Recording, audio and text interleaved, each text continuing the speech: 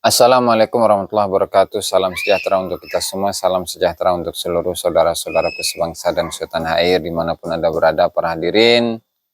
Para pemirsa yang berbahagia, kembali lagi bersama dengan saya Abdullah Aziz Jazuli di channel ini. Dan pada kesempatan yang berbahagia ini kita akan mengulas satu tulisan, yaitu tentang Mbah Daeng. Ya, tentang Mbah Daeng. Di mana pemakaman Mbah Daeng itu ada di Desa Krapyak, Kecamatan Tahunan, Kabupaten Jepara. Disebut dengan pemakaman Aulia Daeng, begitu ya. Lalu Mbah Daeng ini ya diklaim oleh sebagian orang Pekalongan sebagai makamnya Habib bin Yahya. Tidak hanya itu, tetapi pemakaman Mbah Daeng ini disebut sebagai Zambalnya Indonesia. Kalau Tarim itu memiliki pemakaman Zambal, maka Indonesia ini memiliki pemakaman Mbah Daeng. Kalau di Zambal itu mencakup puluhan ribu bahkan ratusan ribu waliullah. Kemudian ratusan wali-wali gutub, bahkan di zamannya Habib Abdurrahman As-Saqqaf itu wali gutubnya ada 80. Kemudian para wali-wali yang bukan wali gutub itu ada 10.000 lebih. Apalagi zaman sekarang begitu ya. Nah, hal yang sama itu ada di pemakaman Mbah Daeng.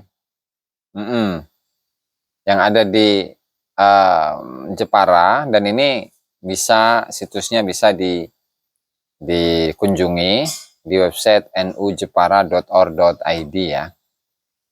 Ini dimuat pada tanggal 8 April 2023 ya.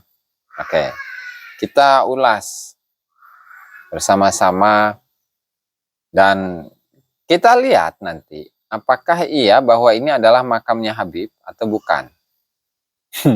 Karena melihat dari tipologi nisannya itu ya adalah pada abad ke-16 Masehi. Oke. Suara NU Jepara, merajut peradaban, merawat tradisi. Nah, ini merajut peradaban siapa? Merawat tradisinya siapa ini? Aduh, ayah baik, ampun. Oke, judulnya itu Mengenal Sosok Sayyid Muhammad bin Syekh bin Abdurrahman bin Yahya alias Mbah Daeng. Nah, jadi Mbah Daeng itu adalah Habib Muhammad bin Syekh bin Abdurrahman bin Yahya oleh M. Bahauddin. Jepara merupakan salah satu kota tua yang banyak dicatat dalam sejarah. Usianya yang memasuki 474 tahun pada 10 April 2023 mendatang menunjukkan bahwa kota yang berada di pesisir pantai utara Pulau Jawa ini merupakan salah satu kota penting dalam peradaban kerajaan di Nusantara, terutama dalam hal penyebaran agama Islam. Ini betul. Bahkan di Pires, di Suma Oriental itu pun ada ya, menguraikan tentang Jepara. Banyaknya makam para wali Allah yang tersebar hampir di setiap sudut menjadikan Jepara salah satu destinasi penting para sarjana kuburan atau sarkup, julukan bagi para pemburu makam yang ingin menjelajahi makam-makam tua. Salah satunya adalah makam Aulia Daeng yang terletak di Desa Krapyak, Kecamatan Tahunan, Kabupaten Jepara. Oke. Lalu siapa ini yang menjadi narasumbernya? Dari penuturan Habib Lutfi bin Yahya, Maqbarah Aulia Daeng merupakan pemakaman Zambalnya Indonesia. Subhanallah, luar biasa. Terus ini yang jadi wali gutub ini siapa ini? Kan kalau di Zambal itu ya terdapat 80 wali gutub seperti yang dinyatakan oleh Habib Abdurrahman As-Saqqaf atau Imam Abdurrahman As-Saqqaf. Terus yang jadi wali-wali biasa ini siapa ini? Aduh, masalah. Zambal sebenarnya merupakan sebuah pemakaman di kota Tarim, Hadramut, Yaman. Pemakaman Zambal terkenal karena dimakamkan di situ semua adalah para waliullah. Wedas. Jadi siapapun yang dimakamkan di Zambal itu adalah para waliullah. Luar biasa ya. Meskipun saya tidak meyakini itu. Jika seseorang yang bukan wali dikuburkan di situ, maka bumi Makbarah tidak mau menerimanya dengan berbagai kisahnya. Alah, nggak percaya saya mah. Nggak percaya. Ya, saya tahu di Zambal seperti apalah. Nah, ini lebay tulisannya ya. Kemudian, di Makbarah Daeng sendiri terdapat makam para waliullah yang jumlahnya tidak sedikit. Saking banyaknya para wali yang dimakamkan di Makbarah Daeng. Abah Habib Lutfi bin Yahya merinci ada sekitar 80 waliullah yang dimakamkan di Makbarah Daeng. Karena itu, Makbarah Daeng mafhum dijuluki Zambalnya Indonesia. Harusnya jangan 80 wali, tapi 80 wali gutub, sesuai dengan apa yang disampaikan oleh Imam Abdurrahman As-Saqqaf. Begitu ya, harusnya begitu, harusnya. Semuanya wali gutub begitu. Oke. Aduh. Salah satu waliullah yang dimakamkan di Makbarah Daeng adalah Sayyid Muhammad bin Syekh bin Abdurrahman bin Yahya. Beliau oleh warga setempat biasa dipanggil dengan sebutan Mbah Daeng. Mbah Daeng sendiri adalah seorang tokoh agama pada masa kerajaan Islam. Beliau juga seorang pejuang yang membantu Ratu Kalinyama dan pasukannya mengusir Portugis dari tanah Jepara. Oke. Jadi kalau dengan Ratu Kalinyamat berarti tahun berapa ya? 1500-1600-an ya sepertinya ya. 1500 akhir lah ya. Tapi tahun segitu apakah ada Habib? Belum ada lah. Di situ lagi gencar-gencarnya untuk tahun 1500-an ya. 1500 akhir. 1570, 580. Itu Balawi sedang gencar-gencarnya mempromosikan nasabnya ke kalangan para ulama. Datanglah ke Mekah, datanglah ke Madinah, datanglah ke ulama-ulama yang masyhur. Kemudian dipromosikanlah nasab itu, ditulislah kitab-kitab tentang kenasaban mereka, tentang kesejarahan mereka. Yang lalu kemudian setelah adanya promosi tersebut, maka kemudian nasabnya Balawi menjadi nasab yang paling sahih sedunia.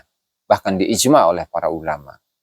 Itu, jadi mustahil tahun segitu ada Habib yang datang ke sini, apalagi bin Yahya. Nggak bakalan ada itu.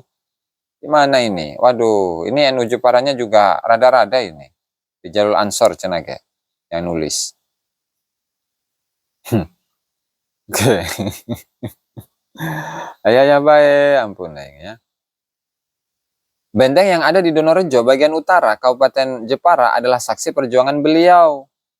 Meski orang sekarang mengenalnya dengan sebutan benteng Portugis, sebenarnya bukanlah benteng milik Portugis, akan tetapi benteng untuk melawan Portugis. Oke.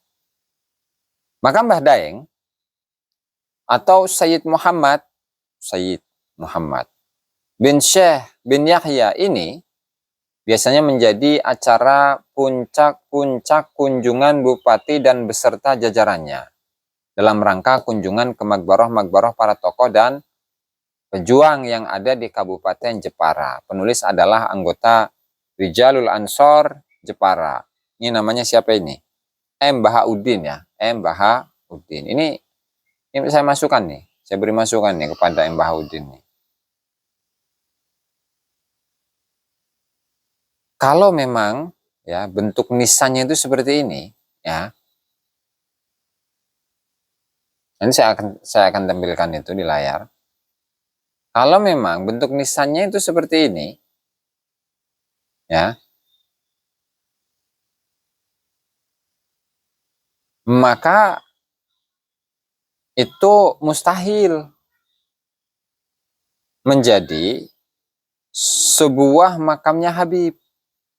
Jadi makam-makam yang seperti ini, ya, yang pinggir kanan, kiri deng, kemudian yang tengah, kemudian kiri, ya, kemudian setelahnya itu ada pinggirnya lagi tuh.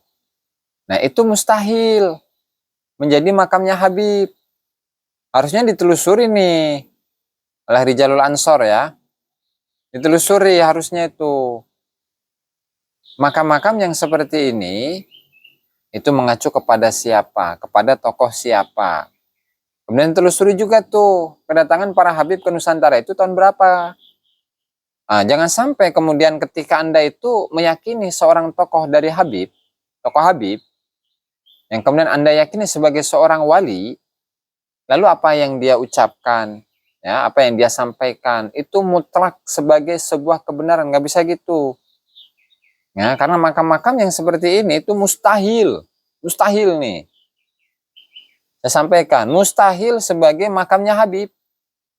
Titik segede jebuk. Dan makam seperti ini ya orang-orang Nusantara sendiri.